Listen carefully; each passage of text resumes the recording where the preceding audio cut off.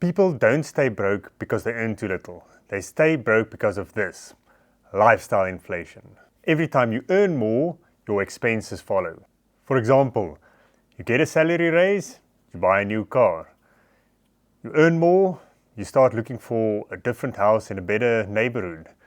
Or you get a small raise and you just start eating out more. Or you start a side hustle and it goes well, and suddenly you're wearing nicer clothes and you subscribe for more random apps. Feels like progress, but you're not going anywhere. So why is this dangerous? If you keep on spending more as you earn more, you don't have a margin of safety, you don't build up savings, you are still stressed, and you still need your job or all your jobs if you have more than one. You start looking richer, but you're not any freer. If you get a pay cut or lose your job next month, you are screwed. And the real problem is much deeper than just the money side. We have become used to comparing ourselves with others. Where you live plays a very big role in how you think about money. If everyone around you has a nicer house, or everyone around you drives a fancier car, or at the school drop-off has a nice car, you start feeling like you are behind. But if you live amongst people who have less, suddenly you don't feel that worse off anymore. So comparison is super dangerous for your financial freedom. Social media has obviously made it worse. Everything you see on social media is just what people put forward. And obviously people share tiny glimpses of their life, but they don't share the struggle. So if you feel like you are envious of someone else, remember, in order to get there, you have to take everything that goes along with it, all the stress and sacrifices. Comparing yourself to others is the most dangerous thing you can do financially. My strategy always is, if I try to compare myself with other people in the same circles, is I always try to look the poorest, because then I know I'm doing it right. And another big danger is we are normalizing debt. People think because it's easy to get debt and because they earn more, they can borrow more, it's normal to have a lot of debt.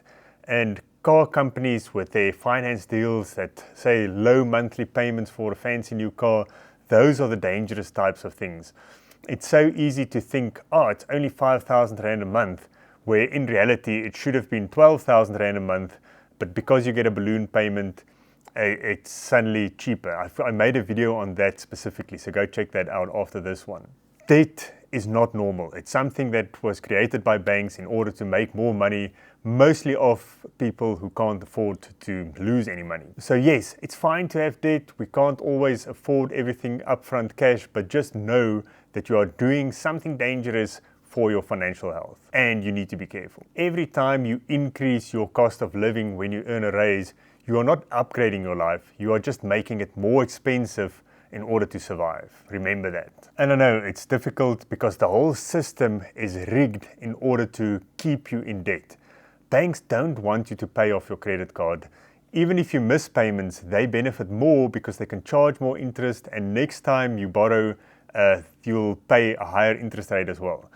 The worst thing for a bank is if you pay off your debt quickly. And you can test this. Go to a car dealership and try to buy a car for cash. Most dealerships don't want to sell a car for cash because they don't make as much money. They only make the small little profit on the car. They don't make the interest and all the commissions that they earn on the finance deals. I've heard this from many people firsthand who try to buy a car for cash. It's not that easy. They don't want to do that. They make more on the finance deals than on the actual car itself. So what does this trap look like in real life? You've been working hard, you get a raise, you see the advert for the nicer car, you trade yours in, you've got a higher payment for 6 years now, and your bank balance stays the same. Or you've worked hard the whole year, you've worked a lot of overtime, you get a big bonus, you book that overseas holiday, and you're still broke when you come back. So what can you do? If you get a raise, or you started a side hustle and it's starting to earn some income, or you get a bonus, instead of upgrading your lifestyle, rather upgrade your financial position. Make sure that the gap between your income and expenses becomes bigger. So when you do start creating a gap between your income and your expenses, don't upgrade your lifestyle for at least 6 to 12 months. Start building up an emergency fund, so if something happens, you have cash in order to deal with it.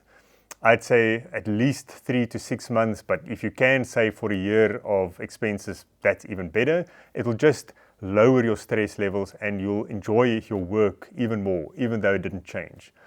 Next, start paying off your debt. First, your expensive stuff like credit card debt, store debt, and then your car payments, and then work your way down to maybe your mortgage or your house payments. And then finally, start investing. Tax-free savings, retirement annuities, that's a whole separate video on its own. But first of all, build the emergency fund, pay off your debt, and then start figuring out how to save. Most people don't have an income problem, they have a lifestyle problem. Freedom doesn't come from what you earn, it comes from what you keep. Thank you for watching.